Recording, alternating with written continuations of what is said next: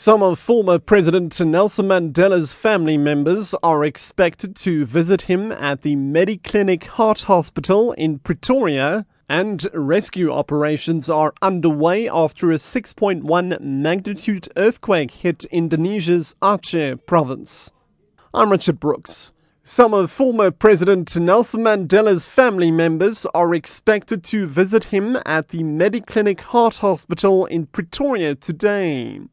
Others are expected to be in Mthatha to attend the exhumation case that's being heard in the Eastern Cape High Court. Madiba has spent the last 3 weeks in the hospital where he is being treated for a recurring lung infection. His condition remains critical but stable. It's quiet outside the hospital this morning. Freddie Sepeng has more. Yesterday, ANC Northwest Chairperson Sutra Mahumapelo joined the long list of people wishing Mandela a speedy recovery. Mahumapelo arrived at the Pretoria Heart Hospital, where Madiba is being treated for a recurring lung infection. Mahumapelo said the ongoing battle by Mandela's family should come to an end.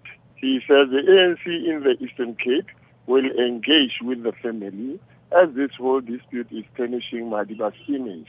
The number of members of the media has declined and security continues to remain tight. Freddie Sepeng, SABC, Pretoria. Deputy President Kgalema Motlanthe says he's satisfied that business, labour and government are keeping their commitments under a framework agreement which is aimed at resolving problems in the mining sector. Motlanthe will today convene meetings with representatives of the sector. The agreement was reached in a meeting that Motlanthe held with mining houses and trade unions last month.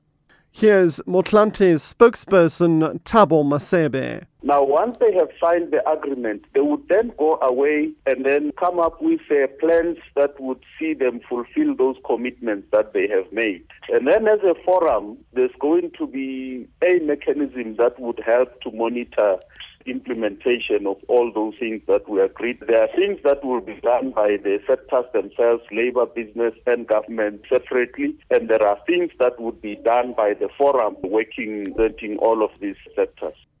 Government says it plans to work with NGOs in its effort to provide services in informal settlements.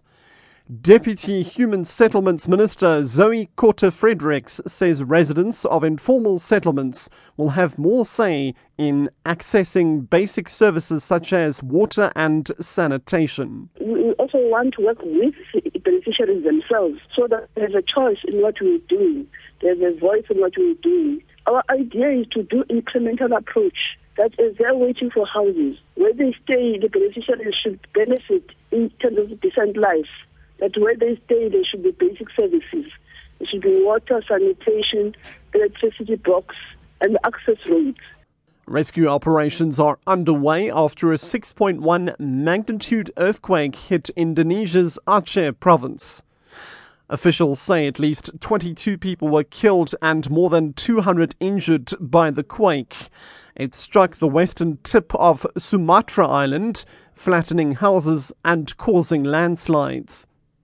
One report says 6 children were killed and 14 trapped under debris when a mosque collapsed in central Aceh. Indonesia is located on one of the most seismically active regions on Earth.